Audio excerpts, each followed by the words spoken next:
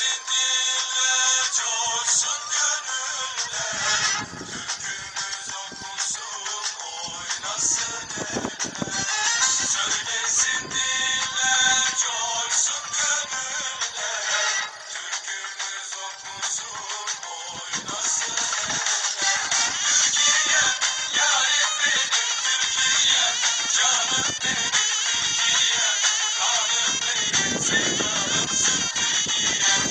Türkiye'm, yarim benim Türkiye'm, canım benim Türkiye'm, kanım benim, sevdalımsın Türkiye'm.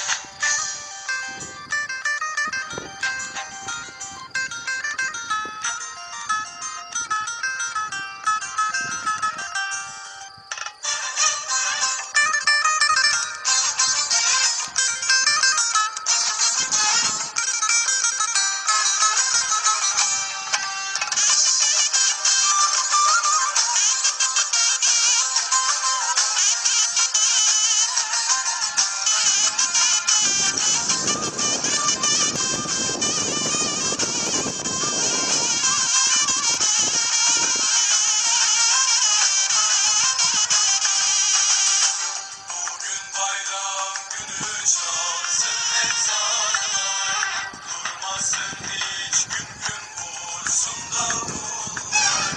Bugün bayram günü çalsın ezanlar, durmasın hiç gün gün vursun davullar. Söylesin